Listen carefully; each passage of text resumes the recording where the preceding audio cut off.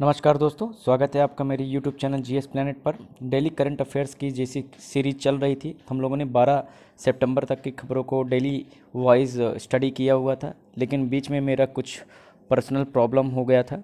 कुछ family reason की वजह से मैं लेक्चर कंटिन्यू नहीं कर पाया, जिसका मुझे बेहद अफसोस है। लेकिन फिर अब मैं कोशिश करूंगा कि लेक्चर आपको फिर से मिलता रहे। क्योंकि पीछे लेक्चर हमारे कम से कम 15 दिन छूट गए हैं, इसलिए पहले उसको रिवाइज करा लिया जाए या उसको कवर करा लिया जाए, फिर डेली करंट अफेयर्स के लेक्चर्स आपको आते रहेंगे। तो आज उसी कड़ी में पहला लेक्चर आएगा, जो कि एक हफ्ते का पूरा करंट अफेयर्स होगा, सितंबर 13 से लेकर 20 तक का। और फिर 20 से 26-27 यानी 27 तारीख का आपको कल मिल जाएगा। उसके बाद हम ट्रैक पे आ चुके होंगे, कवर कर चुके होंगे, और डेली वाइज करंट अफेयर्स जैसे हम पढ़ते थे उसी तरीके से पढ़ते रहेंगे। ठीक है, तो शुरू करते हैं आज का पहला क्वेश्चन। पहला क्वेश्चन है कि हाल ही में किस राज्य में देश का सबसे बड़ा ओपन एयर फर्नरी खोला गया है?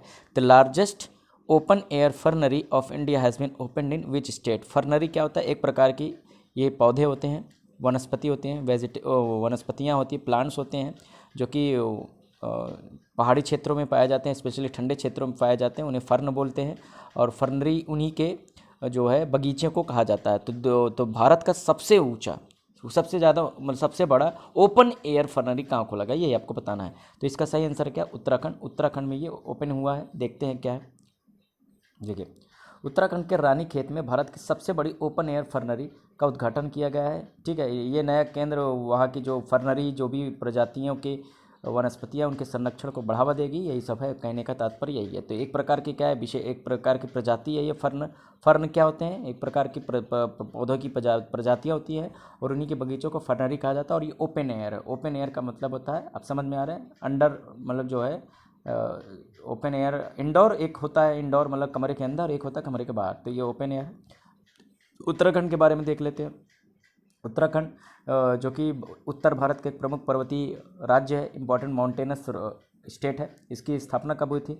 9 नवंबर 2000 को स्थापना हुई थी। ये उत्तर प्रदेश से अलग करके बनाया गया था। इसकी कैपिटल है देहरादून, परमानेंट कैपिटल देहरादून। और गैरसैंण क्या है? इसकी समर कैपिटल है, यानी कि गर्मियों के समय गैरसैंण इसका क्या हो जाता है? कैपिटल हो जाया करता है। गवर्नर की बात करें तो अभी लेफ्टिनेंट गवर्नर जो लेफ्टिनेंट जनरल थे, लेफ्टिनेंट मेजर थे, जिनका नाम था गुरमीत सिंह जी, रिटायर हो चुके थे। उनको अब यहाँ का उत्तराखंड का राज्यपाल बनाया गया। इससे पहले बेबी रानी मौर्य हुआ करती थी, उन्होंने त्यागपत्र दे दिया था पर्सनल रीजन की वजह से। और इसके बाद गुरमीत सिंह जी को यहाँ का गवर्नर बनाया गया था, जो कि हमने 7 या 8 तारीख को कवर किया था। ठीक है, सीएम यहाँ के कौन है? पुष्कर सिंह धामी, जो कि अगस्त महीने के अंत में जुलाई महीने के अंत में इनको जो है अपॉइंट किया गया था। इससे पहले तीरथ सिंह रावत हुआ करते थे। नेशनल पार्क यहाँ पर बहुत सारे इंपॉर्टेंट है। पहला नेशनल पार्क इंपॉर्टेंट है यहाँ पे जिम कॉर्बेट, दूसरा है राजा जी, तीसरा है वैली ऑफ फ्लावर्स, और चौथा है नंदा देवी। तो ये 4 महत्वपूर्ण नेशनल पार्क है, जिसमें जिम कॉर्बेट और राजा जी ये क्या है? ये टाइगर रिजर्व भी हैं। ठीक है, टाइगर रिजर्व भी हैं, जिम कॉर्बेट और राजा जी। बायोस्फीयर रिजर्व यहाँ पे नंदा देवी है। वर्ल्ड हेरिटेज साइट यहाँ पे नंदा देवी है। और नंदा देवी यहाँ की एक प्रमुख पर्वत चोटी भी है। तो नंदा देवी से 4 क्वेश्चन बन सकते हैं। एक पर्वत चोटी है, माउंटेन पीक है, वर्ल्ड हेरिटेज साइट भी है, बायोस्फीयर रिजर्व भी है, और नेशनल पार्क भी है। यहाँ के प्रमुख डांस अगर बात करें तो छपेली यहाँ के मोस्ट इंपॉर्टेंट डांस है। गढ़वाली, कजरी यहाँ के प्रमुख फेमस लोक नृत्य हैं, यानी कि लोक नृत्य को मतलब इंग्लिश में फोक डांस बोलते हैं। ये उत्तराखंड की बात थी। सेकंड क्वेश्चन देखते हैं। हाल ही में अंतर्राष्ट्रीय क्रिकेट परिषद यानी इंटरनेशनल क्रिकेट काउंसिल आईसीसी के द्वारा जो रूट और एमियन रिचर्डसन को अगस्त महीने का सर्वश्रेष्ठ खिलाड़ी घोषित किया गया है। एमियन रिचर्डसन किस देश के खिलाड़ी? ये महिला क्रिकेटर हैं। और पुरुष क्रिकेटर जो हैं इंग्लैंड के कैप्टन, जिनका नाम जो रूट, उन्होंने अगस्त महीने में बेहतरीन प्रदर्शन किया। ठीक है, बेहतरीन प्रदर्शन किया, और इसलिए उन्हें प्लेयर ऑफ द मंथ का अवार्ड दिया गया है। इसके साथ ही एक महिला खिलाड़ी हैं एमियन रिचर्डसन, इनको भी प्लेयर ऑफ द मंथ का अवार्ड मिला विमेन क्रिकेटर में। तो ये कौन से देश की खिलाड़ी हैं? तो ये आयरलैंड के खिलाड़ी हैं, और एग्जाम में पूछा जा सकता है। आपको पता होगा कि इस साल 2021 की शुरुआत से हर महीने आईसीसी क्या करता है? बेहतरीन प्रदर्शन करने वाले लोगों का चुनाव करता है, और उसमें से जो सबसे बेहतरीन योगदान जिसका रहा होता है क्रिकेट में, मेल क्रिकेटर और फीमेल क्रिकेटर दोनों को, वो बेस्ट क्रिकेटर का अवार्ड देता है उस महीने के खेल के योगदान के लिए। तो इस बार जो है जो रूट और एमियर रिचर्डसन को नामित किया गया है इस अवार्ड के लिए। ठीक है, तो players of the month for August. ठीक है, एमियर रिचर्डसन जो है ये आयरलैंड के ऑलराउंडर हैं। ठीक है, ऑलराउंडर मतलब बॉलिंग बैटिंग दोनों कर लेती हैं। रही बात आईसीसी की बात कर लें तो आईसीसी क्या है, इंटरनेशनल क्रिकेट काउंसिल है, एक परिषद है अंतर्राष्ट्रीय क्रिकेट परिषद, जिसकी स्थापना कब हुई थी, 1909 में हुई थी। कब हुई थी, 1909। तो पूरी दुनिया में क्रिकेट से संबंधी जो भी नियम है यही बनाती है। क्रिकेट को चलाने की ये सर्वोच्च संस्था है, एपेक्स बॉडी है। तो इसका हेडक्वार्टर पूछ लिया जाता है, इसका हेडक्वार्टर है दुबई में। कहाँ पर है, दुबई, जहाँ पर आजकल आईपीएल खेला जा रहा है, ठीक है, दुबई में, ठीक है। तो आईसीसी के बारे में पूछा जा सकता है। थर्ड क्वेश्चन आज का देखते हैं, हाल ही में किस देश को अंतर्राष्ट्रीय ओलंपिक समिति के द्वारा शीतकालिक ओलंपिक में प्रतिबंधित कर दिया गया है। Which country has been banned by, अच्छा बाय है ये, banned by International Olympic Committee in Winter Olympic 2022। देखो 2022 में विंटर ओलंपिक होने वाला है। देखिए ओलंपिक दो प्रकार के होते हैं, एक होता है समर ओलंपिक और एक होता है विंटर ओलंपिक, ठीक है। समर ओलंपिक जो कि मेन ओलंपिक होता है, सामान्य ओलंपिक होता है, और विंटर ओलंपिक जो होता है जो कि ठंडे क्षेत्रों में खेला जाता है, बर्फ़ में खेला जाता है, ठीक है। तो ये भी खेला जाता है 4 साल के अंतराल में, और समर ओलंपिक भी 4 साल के अंतराल में खेला जाता है, क्लियर है। तो अगला जो विंटर ओलंपिक है वो कहाँ होगा ये भी पूछा जा सकता है। तो ये बीजिंग में होगा। कहाँ होगा बच्चा, याद रहना है, पूछा जाएगा। 2022 का विंटर ओलंपिक कहाँ होगा, बीजिंग में। और अभी समर ओलंपिक 2021 का 2020 का कहाँ हुआ था, टोक्यो में हुआ था, जापान की राजधानी, ठीक है। तो बीजिंग में जो विंटर ओलंपिक 2022 में होगा, इसमें एक देश के खेलने पर प्रतिबंध लगा दिया गया है और उसका नाम है नॉर्थ कोरिया, ठीक है। क्या नाम है, नॉर्थ कोरिया, और इसका जो है हिंदी में बोलते हैं उत्तर कोरिया। और देख लेते हैं, IOC international Olympic council committee suspends north Korea from Beijing Olympic. कारण कुछ भी रही हो इसको आपको नहीं देखना है, ठीक है। कारण के कारण इनको जो भी कारण हो वो नहीं देखना है, बस बैन क्यों लगा, बैन किस पर लगाया गया है ये देखना है। आपको पता होगा अभी समर ओलंपिक टोक्यो ओलंपिक में रूस के ऊपर भी प्रतिबंध लगा दिया गया था।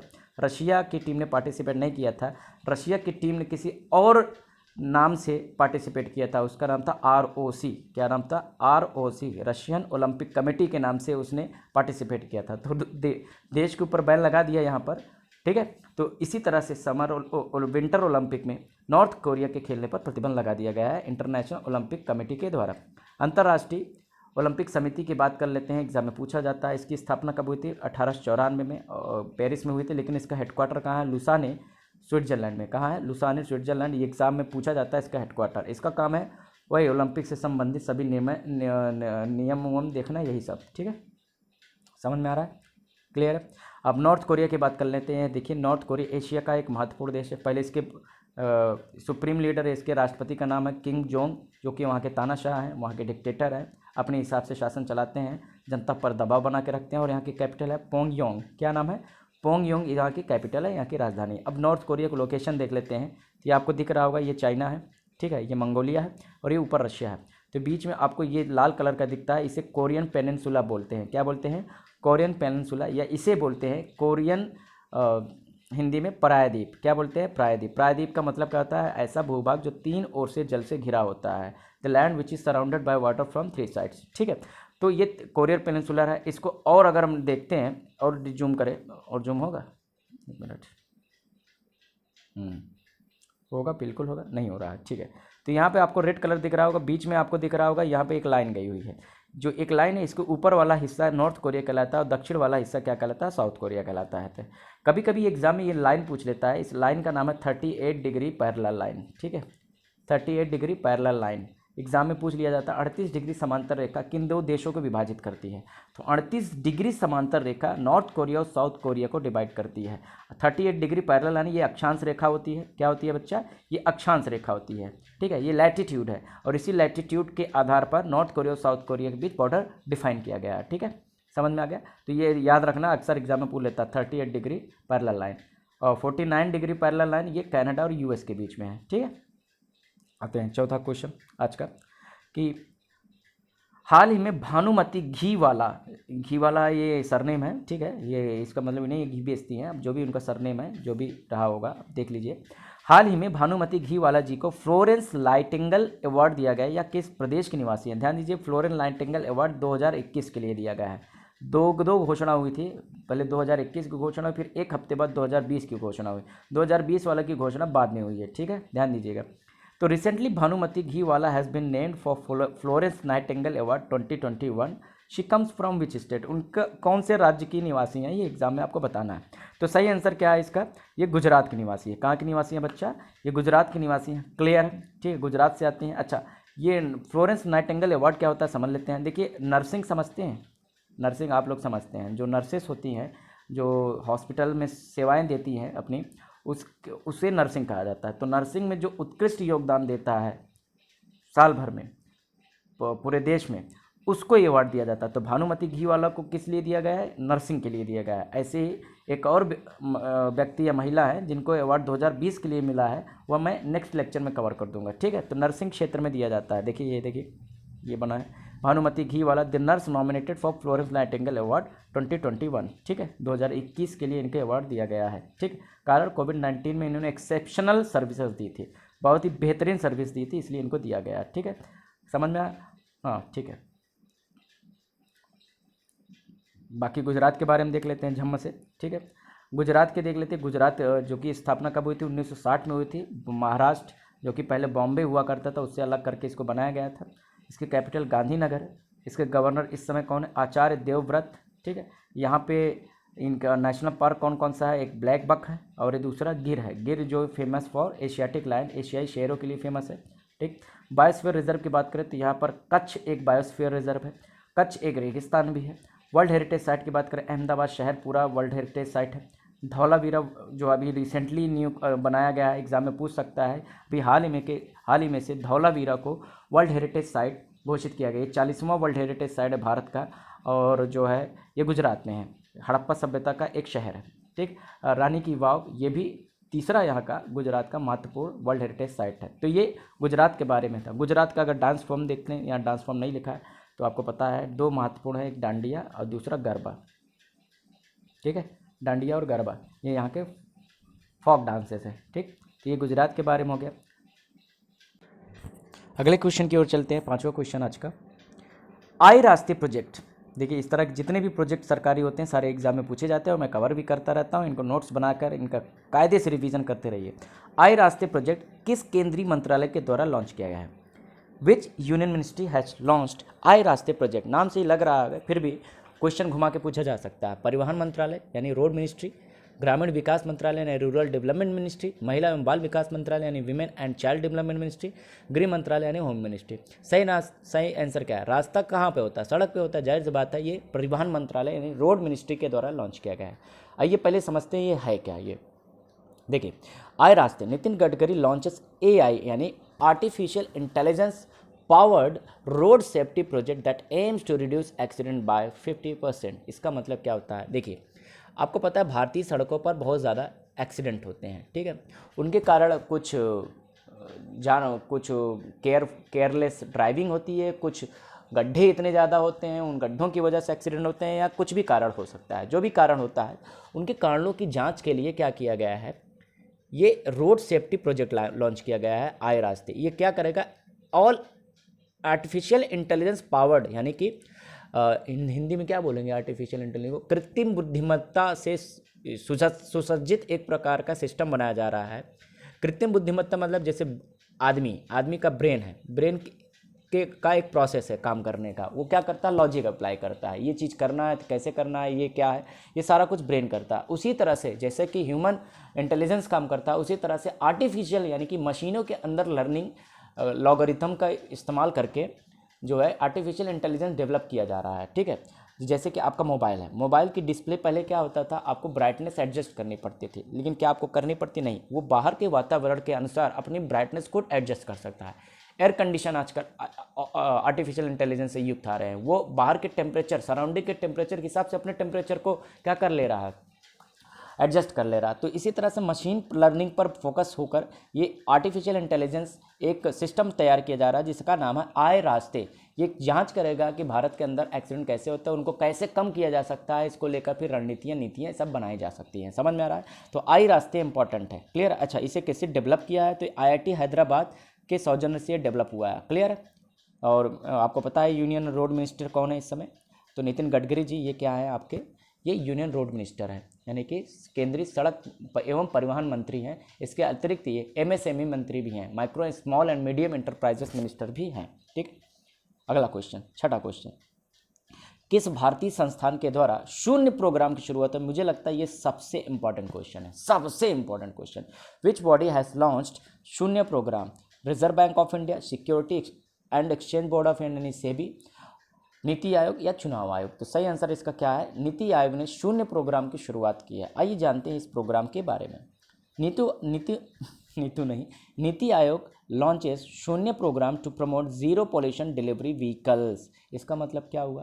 ध्यान दीजिए, व्हीकल मतलब समझते हो वाहन। वाहन क्या करती है? अपनी एनर्जी के लिए, अपनी एनर्जी की ज़रूरत के लिए, ऊर्जा की ज़रूरत के लिए ईंधन पर निर्भर करती है। अब ईंधन चाहे सॉलिड हो, चाहे लिक्विड हो, चाहे गैस हो, उस सॉलिड, लिक्विड या गैस के जो भी ईंधन होते हैं, इनसे क्या मिलता है? वेस्ट के रूप में हमें वायु प्रदूषक प्राप्त होते हैं। क्या प्राप्त होते हैं?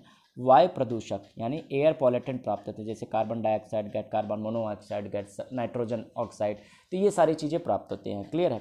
तो हमें इसे कम से कम करना है, इन प्रदूषकों को कम करना है। तो इसके लिए क्या करना पड़ेगा? आपको ऐसे ईंधन इस्तेमाल करने पड़ेंगे, ऐसे फ्यूल इस्तेमाल करने पड़ेंगे जो कम से कम ये प्रदूषक करें। ठीक है? तो इसीलिए अब भारत में शून्य का मतलब हमें इस एमिशन को, इस उत्सर्जन को क्या करना है? शून्य करना है। समझ में आ रहा है? जीरो पोल्यूशन डिलीवरी व्हीकल्स, हमें ऐसे व्हीकल तैयार करने हैं जिससे पोल्यूशन जीरो हो। तो इसको लेकर नीति आयोग ने क्या किया है? प्लानिंग करना शुरू कर दिया। उसी प्लानिंग को इम्प्लीमेंट करने के लिए शून्य प्रोग्राम की शुरुआत की गई है। तो शून्य प्रोग्राम किसके लिए है ये भी पूछा जा सकता है। तो इसका काम क्या है? Promote zero pollution delivery vehicles, यानी शून्य अभियान क्या करेगा? हिंदी में यहाँ लिखा होगा, शून्य अभियान की शुरुआत की गई है। इसका अभियान डिलीवरी की प्रक्रिया को पर्यावरण के अनुकूल बनाने के साथ, ठीक है, यही है। और कौन लॉन्च करता है? नीति आयोग कर रहा है। क्लियर है? नीति आयोग के बारे में हमने एक दिन पिछले महीने जो है इसको समझाया था पूरी तरीके से। जिस दिन लेक्चर छोटा होगा उस दिन मैं नीति आयोग के बारे में स्पष्ट रूप से फिर से समझा दूंगा। फिलहाल आपके बात बता दें, नीति आयोग एक केंद्रीय एजेंसी है, एक सेंट्रल एजेंसी है। इसका स्थापना कब हुआ था? 1 जनवरी 2015। इसके पहले ये प्लानिंग कमीशन के नाम से जाना जाता था, यानी कि योजना आयोग के नाम से जाना जाता था, जो कि 1950 में स्थापित हुआ था। 2015 में इसका नाम बदलकर नीति आयोग कर दिया गया। नीति आयोग का हेडक्वार्टर कहाँ पर है? नई दिल्ली में। इसके जो चेयरपर्सन होते हैं, जो कोई भी प्राइम मिनिस्टर होगा, who ever is prime minister, that person shall be automatically the chairperson of NITI Aayog. नीति, और इस समय कौन है? नरेंद्र मोदी जी इसके चेयरपर्सन है। तो एग्जाम में पूछा जा सकता है। इसके अलावा यहाँ के सीईओ कौन है? अमिताभ कांत है। और यहाँ पर वाइस चेयरपर्सन मैंने नहीं लिखा है, वाइस चेयरपर्सन कौन है? तो वाइस चेयरपर्सन है राजीव कुमार। कौन है? राजीव कुमार जी। क्लियर है? तो राजीव कुमार जी क्या है? वाइस चेयरपर्सन है, उपाध्यक्ष हैं। और अध्यक्ष कौन है? नरेंद्र मोदी जी हैं। और इसके सीईओ यानी चीफ एग्जीक्यूटिव ऑफिसर कौन है? अमिताभ कांत है। क्लियर है? समझ में आ रहा है? अगला क्वेश्चन देखते हैं, 7वां क्वेश्चन। हाल ही में किस अंतर्राष्ट्रीय एयरपोर्ट को कस्टम नोटिफाइड घोषित किया गया है? ध्यान दीजिए, या तो नहीं, यहाँ को है, कस्टम नोटिफाइड घोषित किया गया। Which international airport has been declared custom notified recently? अभी कस्टम नोटिफाइड क्या है नहीं मतलब समझे। देखिए, कस्टम का मतलब होता है सीमा शुल्क। क्या होता है?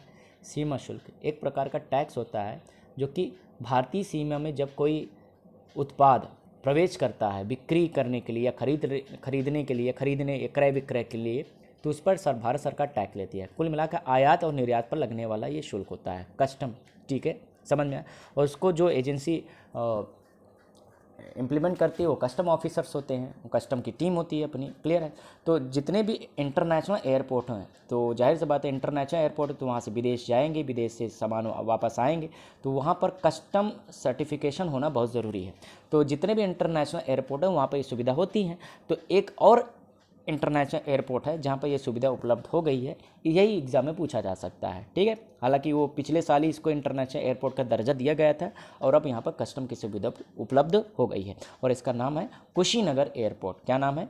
कुशीनगर एयरपोर्ट, जो कि उत्तर प्रदेश का एक महत्वपूर्ण एयरपोर्ट है। ठीक है? Kushinagar airport declared as customs notified airport. Kushinagar अंतर्राष्ट्रीय एयरपोर्ट घोषित हुआ सीमा शुल्क अधिसूचित हवाई अड्डा। वित्त मंत्रालय ने दी जानकारी।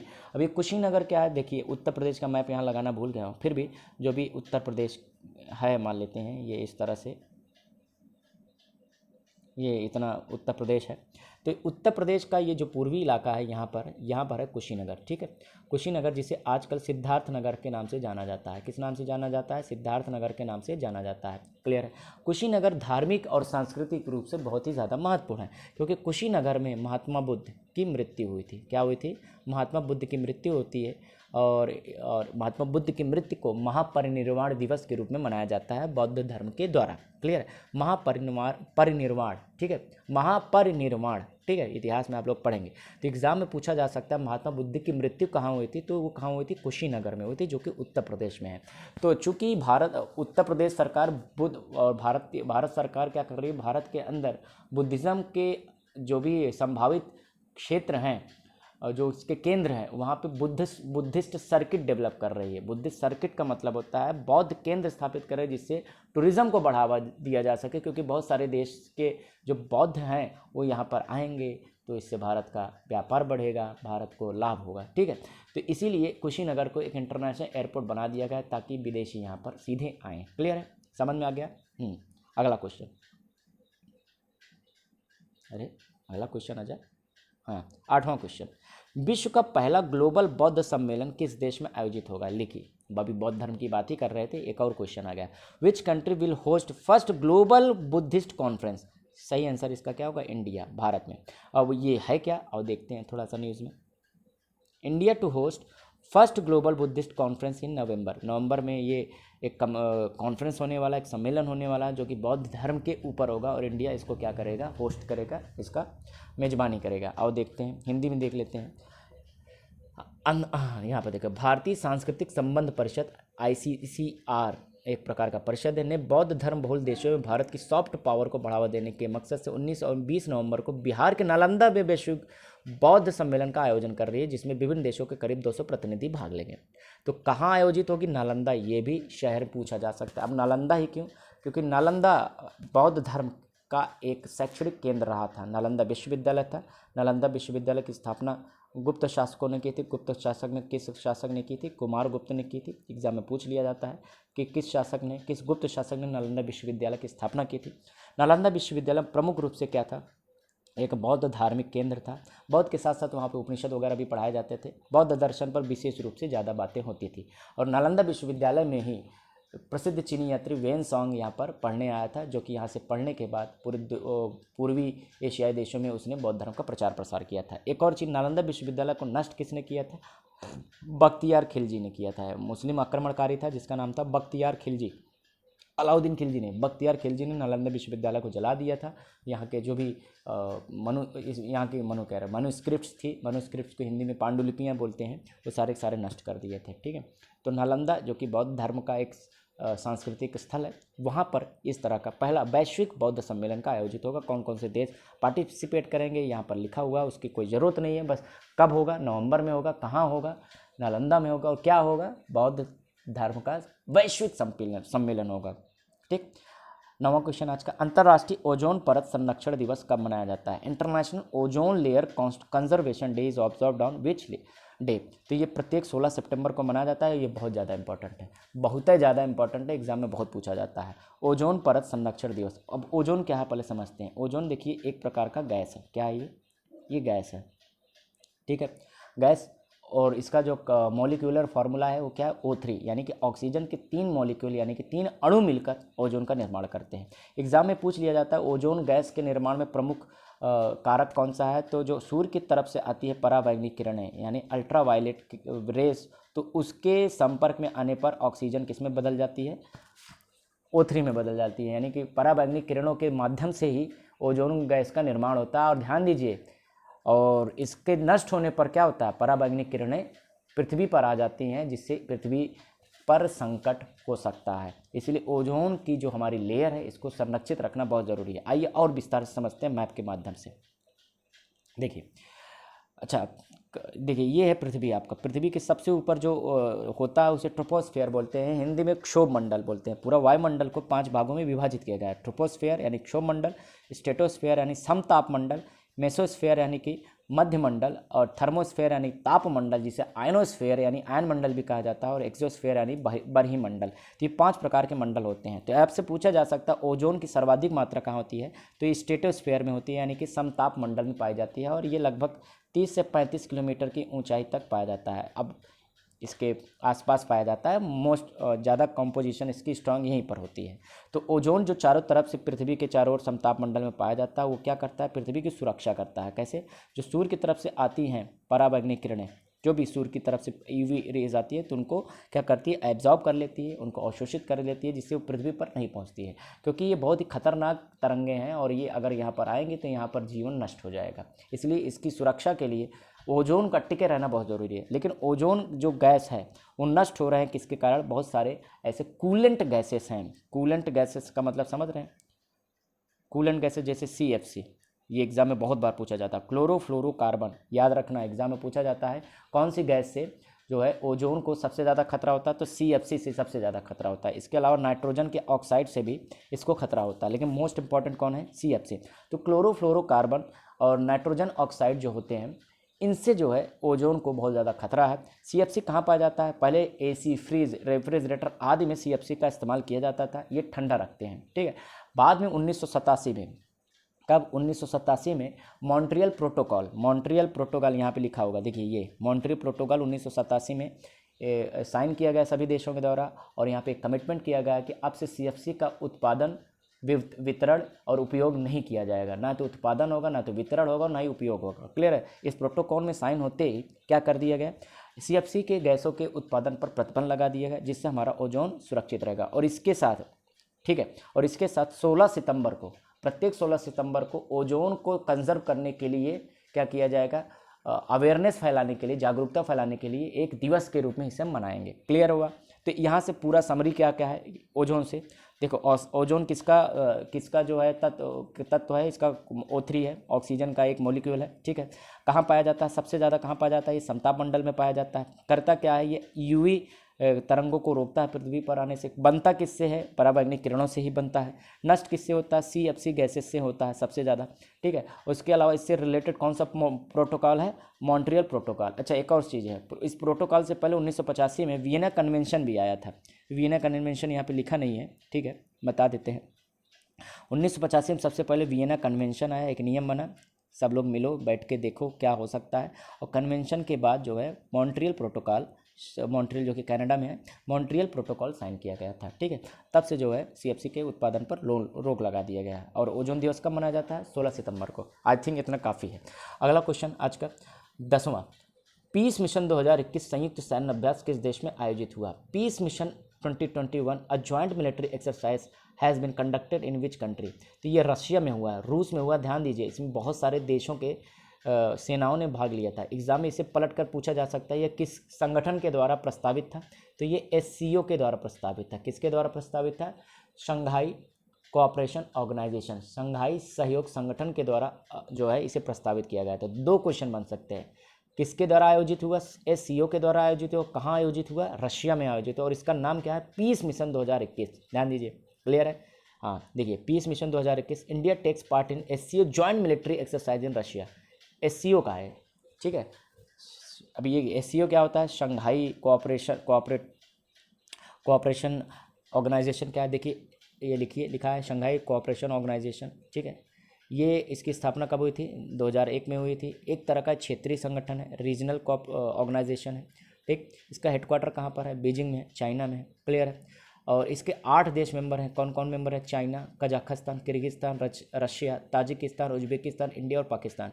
इंडिया और पाकिस्तान को 2017 में मेंबरशिप मिली। इसके पहले केवल 6 मेंबर हुआ करते थे।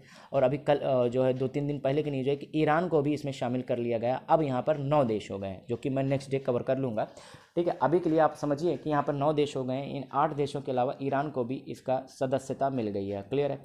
और SCO क्या करेगा, इस पूरे क्षेत्र में जो मध्य एशिया और एशियाई क्षेत्र है, यहाँ पर जो है शांतिपूर्ण तरीके से चीज़ें स्थापित हो, इस्टेब्लिश हो, इसको लेकर प्रयास करेंगे। और SCO में तालिबान के प्रकरण पे भी चर्चा हुई थी, हालांकि कुछ कंक्रीट निकला कि नहीं निकला ये अभी देखने की बात है। तो यही सब सारी चीज़ें हैं। 2001 में इसकी स्थापना हुई थी। अभी मोदी जी ने इस पर भाषण में दिया था, यहाँ पर वर्चुअल कॉन्फ्रेंस भी किया था। एग्जाम में ये भी पूछा जा सकता है, SCO जो 2021 का सम्मेलन कहाँ पे हुआ था, तो ये ताजिकिस्तान की राजधानी दुशांबे में हुआ था। कहाँ पे हुआ था, दुशांबे में हुआ था, ठीक है। यहाँ पे आप पढ़ेंगे तो आपको पता चल जाएगा, ठीक। दुशांबे में इसका हुआ था। और 9वां देश कौन हो गया है, ईरान हो गया। क्लियर है, एग्जाम में पूछा जा सकता है। अगला क्वेश्चन, 11वां क्वेश्चन आज का, किस IIT के द्वारा उड़ान प्रोजेक्ट की शुरुआत की गई है। Project Udaan has been launched by which IIT, exam में पूछा जा सकता है। तो ये IIT बॉम्बे के द्वारा शुरू किया गया है, आईआईटी बॉम्बे के द्वारा शुरू किया गया है। देख लेते हैं उड़ान क्या है। एक लैंग्वेज ट्रांसलेटर है। लैंग्वेज ट्रांसलेटर मतलब समझ रहे हैं आप, इसका इस्तेमाल करेंगे और इस्तेमाल करने के बाद कोई भी लैंग्वेज का गैप नहीं आएगा। देखिए क्या होता है, समझिए। Project Udaan a donation based project is end to end ecosystem which translate scientific and technical content from English to Hindi and other Indian languages. देखिए क्या होता है, जो भी टेक्निकल चीज़ें होती हैं, स्पेशली साइंटिफिक चीज़ें होती हैं, ज़्यादातर वो आपको इंग्लिश में मिलती हैं, है कि नहीं। और इंग्लिश में मिलने के कारण जो भारत की क्षेत्रीय भाषा है इंक्लूडिंग हिंदी, तो उसमें समझने की समस्या आ जाती है। अब जैसे आर्टिफिशियल इंटेलिजेंस को कृत्रिम बुद्धिमत्ता बोलो तो थोड़ा सा कम लगता है। तो इस तरह की जितनी भी टेक्निकल चीज़ें हैं, टेक्निकल और साइंटिफिक चीज़ें हैं, उनका ये ट्रांसलेट करेगी। समझ में आया। कौन सा प्रोजेक्ट उड़ान के तहत एक लैंग्वेज ट्रांसलेटर बनाया जाएगा जो आईआईटी में पढ़ रहे या शिक्षा क्षेत्र में जो भी साइंटिफिक और टेक्निकल टर्मिनोलॉजी होगी उनको क्या करेगा, आसान भाषा में ट्रांसलेट करेगा भारतीय क्षेत्रीय भाषाओं में। क्लियर है, बस इतना समझ लेना आपको। उड़ान याद रखना है कहाँ पे, किसके द्वारा यूज बनाया जा रहा है, आईआईटी बॉम्बे के द्वारा बनाया जा रहा है ये प्रोजेक्ट। ठीक है, 12वां क्वेश्चन आज का, विश्व बांस दिवस कब मनाया जाता है। World bamboo day is observed on which day. तो ये प्रत्येक 18 सितंबर को मनाया जाता है। बांस आपको पता है एक प्रकार का क्या है, ये घास है। क्या है, बहुत सारे लोग नहीं जानते, ये ग्रास है। ग्रास की कैटेगरी में आती है। क्लियर है, किसकी कैटेगरी में आती है, ग्रास की कैटेगरी में आती है। और इसको प्रमोट करने के लिए, इसके उत्पादन को प्रमोट करने के लिए प्रत्येक 18 सितंबर को विश्व बांस दिवस मनाया जाता है। ठीक है, कब से इसकी शुरुआत हुई, तो 2009 से इसकी शुरुआत की गई थी। First formally organised on September 18, 2009 in Bangkok. Bangkok जो कि थाईलैंड की राजधानी है। ठीक, बांस आपको पता है पूर्वी एशियाई जो देश हैं जितने भी, थाईलैंड, कंबोडिया, इंडोनेशिया, यहाँ पर, और साथ ही हमारा जो पूर्वी भारत है, पूर्वोत्तर भारत है, वहाँ पर बांस अच्छे से पाया जाता है। इसकी खेती भी की जाती है और बांस के प्रोडक्ट भी बनाए जाते हैं। आपको पता है बहुत सारे ट्राइब्स हैं जो इस पर, इनका डायरेक्टली या इनडायरेक्टली जीवन यापन निर्भर करता है। ठीक है, इसीलिए बम्बू हमारे लिए बहुत इंपॉर्टेंट हो जाता है। विश्व बांस दिवस। 13वां क्वेश्चन आज का, कि अयान संखटा को हाल ही में इंटरनेशनल यंग इको हीरो पुरस्कार मिला है, ये किस राज्य के निवासी हैं। Recently Ayan Shankta has been given international young eco hero award, he comes from which state. तो ये महाराष्ट्र से आते हैं। महाराष्ट्र के अयान संखटा को ये अवार्ड दिया गया है। आइए देखते हैं क्यों दिया गया। Mumbai Ayan Shankta wins 2021 international young eco hero award. Eco का मतलब समझते हो, पर्यावरण के क्षेत्र में अगर कोई कुछ काम करता है तो वो इको हो जाता है। अयान संखटा, इन्होंने अवार्ड जीता winner for his efforts to solve tough environmental problems. अब समझ में, पर्यावरण में कुछ योगदान किया है। बहुत डिटेल में जाने की जरूरत नहीं, नाम याद रखिए, राज्य याद रखिए। ठीक है, 14वां क्वेश्चन आज का लास्ट क्वेश्चन, कि सूर्य किरण संयुक्त सैन्य अभ्यास किस देश के साथ संपन्न होता है। देखो इंग्लिश में लिखना भूल गया हूँ। एक ज्वाइंट मिलिट्री एक्सरसाइज है जो भारत किसी देश के साथ कंडक्ट करता है, उसका कोड नेम है सूर्य किरण। तो एग्जाम में पूछा जाता है, और ये है नेपाल। नेपाल की सेना के साथ हमारा जो संयुक्त अभ्यास होता है उसका कोड नेम है Surya Kiran. India Nepal to hold joint military exercise Surya Kiran from September 20। और ये क्या है, 15वां संस्करण है इसके, यानी कि 14 और भी हो चुके हैं और इस बार 15वां। ये 20 सितंबर को ये अभ्यास आयोजित किया गया है। या कहाँ पे आयोजित किया गया है, उत्तराखंड के पिथौरागढ़ में आयोजित किया गया है। नेपाल आपको पता है कि एक महत्वपूर्ण देश है भारतीय नज़रिए से। ये देखिए लैंड लॉक कंट्री है, भू आबद्ध क्षेत्र है। इसके ऊपर चीन है और नीचे भारत है। तो भारत का कौन कौन से राज्य इसकी सीमा पर हैं, एग्जाम में पूछ लेता है। उत्तर से शुरू करें, उत्तराखंड, फिर उत्तर प्रदेश, बिहार, पश्चिम बंगाल और सिक्किम। तो ये 5 राज्यों की सीमाओं पर ये स्थित है। ठीक है, वापस देखते हैं, सिक्किम, पश्चिम बंगाल, बिहार, उत्तर प्रदेश और उत्तराखंड। इसमें सबसे ज़्यादा सीमा किसकी है, उत्तर प्रदेश या बिहार। अब देख लीजिएगा, इतना माइन्यूट लेवल पर जाने की जरूरत नहीं, बस इतना याद रखना चाहिए। 5 राज्य नेपाल के साथ सीमा शेयर करते हैं। नेपाल का, अच्छा नेपाल का जो बॉर्डर है इसकी सिक्योरिटी कौन करता है, एसएसबी करता है। कौन करता है, सशस्त्र सीमा बल करता है। ये एग्जाम में पूछा गया है। अब नेपाल के बारे में और देख लेते हैं। इसकी राजधानी क्या है, काठमांडू। यहाँ की करेंसी क्या है, नेपाली रुपया है, ये इंडियन रुपीज़ नहीं है। हालांकि इंडियन रुपीज़ में वहाँ पर काम होता है, बिजनेस होता है। नेपाल के साथ बॉर्डर खुला हुआ है, फिर भी नेपाली रुपये वहाँ की करेंसी है। प्राइम मिनिस्टर यहाँ कौन है, शेर बहादुर दौबा, जो कि पिछले ही महीने की प्राइम मिनिस्टर बने। इंपॉर्टेंट यहाँ की चोटियाँ हैं जो कि हिमालय के लिए जानी जाती है, एवरेस्ट, धौलागिरी और अन्नपूर्णा यहाँ की प्रमुख पर्वत चोटियाँ हैं। ठीक है, तो ये था आज का जो है पिछले हफ्ते का इम्पॉर्टेंट जो 14-15 क्वेश्चन थे मैंने कवर किए। होपफुली समझ में आया होगा। कल मैं नेक्स्ट जो कि 20 से 27 सितंबर तक का लेकर आ जाऊंगा वीडियो, तो हमारा कवर हो जाएगा। उसके बाद डेली करंट अफेयर्स जैसे होता था उससे मिलता रहेगा। आपको असुविधा हो इसके लिए खेद है, लेकिन मैं भी मजबूर था, विवश था, मेरी व्यवस्था आप जानते हैं। ठीक है, तो आज के लिए इतना ही। PDF आपको मिल जाएगा डिस्क्रिप्शन में लिंक, वहाँ से आप डाउनलोड कर लीजिएगा। थैंक यू ऑल, आज के लिए इतना ही।